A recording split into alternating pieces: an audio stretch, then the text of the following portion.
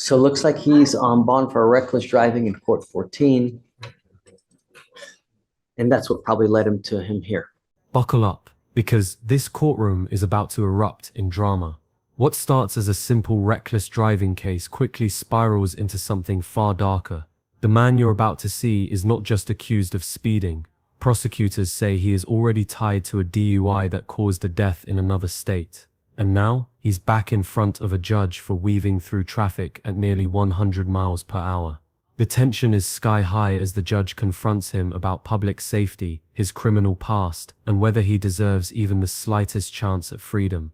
Pay close attention, because every excuse, every plea, and every reaction in this hearing raises the stakes. Do you think a man with this history deserves another shot at bond, or should the system hold him accountable before tragedy strikes again? Let's dive right in. That's correct, Judge. What's he wanted for? I'll let Amy go ahead and speak to So that. they double confirmed with the demand jurisdiction. He's wanting for DUI causing death. Judge, And he's actually, driving like a maniac now. Can you bring him out, please? Morning, Mr. Mathis. Morning. How's jail? Miserable. Good. Makes me very happy. Looks like you're wanted out of another jurisdiction for a DWI causing death. Yes, sir. And now we have you here because you picked up a reckless driving.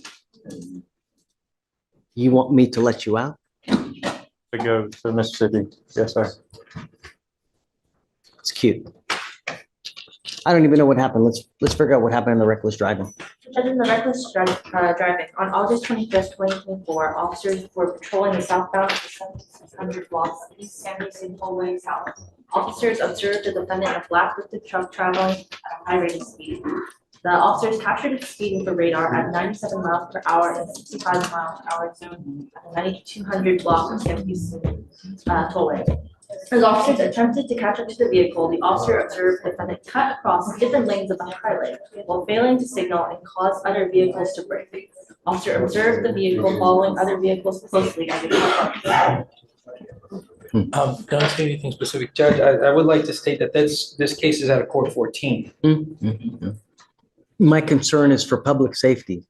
He's already killed someone on the road with the DWI, allegedly, and now he's driving at near about 100 miles an hour, weaving in and out of traffic, causing others to brake around him. And you want me to set you a bond? Really? I would like hair. I can get. It's not going to happen though, man. Not as my wildest dreams, as much hair as I want, I'm never going to get it back. Perhaps I can get plugs, I guess, right? This is where things get chilling. Officers clocked him at 97 miles per hour in a 65 zone, weaving between lanes, cutting drivers off, and forcing others to slam their brakes. That is not just reckless, that is deadly. Remember, this man is already connected to a DUI fatality in Mississippi. Now picture the horror if one more innocent driver had been in his path that night. The defense tries to argue this is about notice of court dates and fugitive paperwork. But the reality is clear. Public safety is on the line. What do you think? Should judges weigh paperwork technicalities over the risk of another crash? Judge, if I may, Judge. Judge, so this is a fugitive case. The basis of the fugitive case is for him to answer in the demanding jurisdiction. He had no notice that this case was open. It sounds like the comparison here to Harris County would be a 2B warrant. Nobody notified him of a court date, a court setting. The actual charge is violation of a court order. So I'm assuming they want him to present I don't know himself. that. How do you know that? There has been no presentation made besides him having a fugitive case. If How that's the long has this case been open, Amy? Judge, I do not have that information at this time. And that's the problem with these cases. We don't have the information. So just on the information we have, he's got a fugitive case, violation of a court order. I would ask for him to be allowed to answer for that. Is regarding public safety, he's answering for that in court 15. He's answering for that in Mississippi. This case is just to assure that he makes it to Mississippi to present himself, to avail himself to their requirements. He hasn't had the opportunity to do so. This is the first notice he's had, from what he's telling me, that he's had to present himself, and he's got a plan in place to do so. He hasn't messed up in your court before. I'm asking for the opportunity for him to go turn himself in. If he messes up, okay, fine. At that point, we have no answer for why he messed up. But right now, he's saying he was just made aware of this when he got arrested for this. He wants to answer for it. I'm asking for the opportunity for him to do so. Your Honor, if I may, I have a newborn son, and I'm trying to resolve all of this, because I can't do this again. I don't need to do this. Just did. Yes, sir. And here comes the emotional twist. The defendant talks about his newborn son begging for another chance. On one hand, you hear a father desperate not to miss his child's life. On the other hand, the judge is staring at a man accused of killing someone with a DUI and then getting caught speeding recklessly again. It's a gut-wrenching moment. Sympathy for his child clashes with fear for public safety. This is where courtroom drama hits hardest. Personal pleas versus societal protection. If you were the judge, would you risk letting him go knowing his track record? Or is that too dangerous of a gamble? Talking about being away from him. I have Love and appreciate your tenacity, but I think that you are a complete danger to our streets. We lead here in Harris County, the nation, per capita, in fatalities related to drunk driving cases.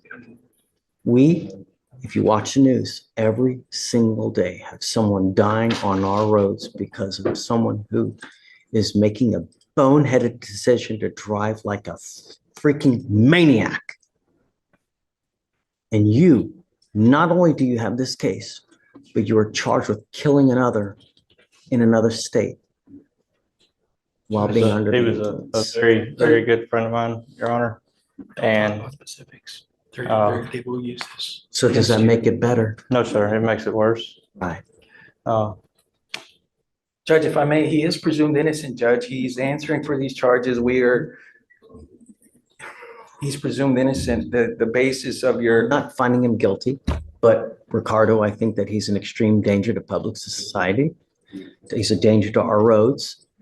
And what we will do is I will hold you at no bond in our jail until you resolve these cases. And at that point, we will notify, or I mean, you've already notified Mississippi that we haven't, correct? Yes, Judge. Okay. Hey, Rick.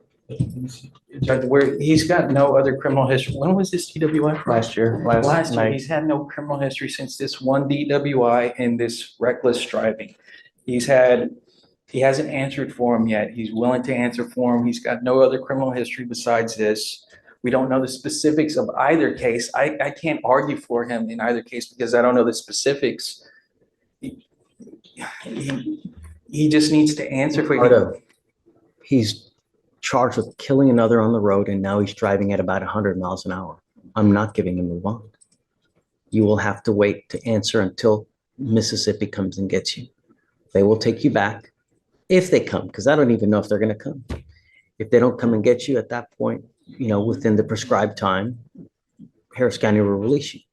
But me, I don't feel comfortable giving you a bond because I don't want that kind of blood on my hands. If I give you a bond and you go out there and do something, that's on me. And I have enough trouble sleeping at night as it is. I don't want that kind of blood on my hands. Judge, can we do any other kind of conditions that you would find reasonable to? I promise you, Your Honor, my I know son that is you're a going lot to more promise me important it's than anything. gumdrops and tulips and little bunnies jumping in the woods, but I don't believe you. His wife can drive him to, we could sign a no driving affidavit if that's your concern. As long as it gets him out of jail, he will make efforts to get over there. He will sign a no driving affidavit if that's what it takes, correct? Absolutely. Yes, sir. And he's got a plan in place. His wife will take him over there. He works at the refineries. I don't think money's going to be an issue for him. He's a welder, supervisor, something up there, inspector. And so he's got a plan in place. Holding him in jail for 14 days to wait for Mississippi is already punishing him for something that he hasn't been convicted of.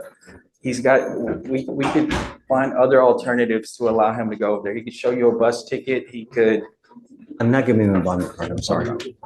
You're gonna have to wait until Mississippi comes and gets you. And at that point, you can answer the charge. This case shows the brutal balance judges face every day. Personal stories versus community safety. The defendant pleaded for mercy, citing his family and his plans to turn himself in. His defense pushed for alternatives, affidavits, no driving conditions, even bus tickets. But the judge stood firm, no bond. Why? Because one wrong decision could mean another death on the road. And that is blood no judge wants on their hands. At the end of the day, the ruling was clear. Public safety outweighed second chances. What do you think? Was this justice or too harsh? Let us know in the comments. And if you found this case as shocking as we did, make sure to hit that like button, share this video, and subscribe for more jaw-dropping courtroom breakdowns. Stay tuned, because this is only the beginning of the legal battles we're uncovering every week.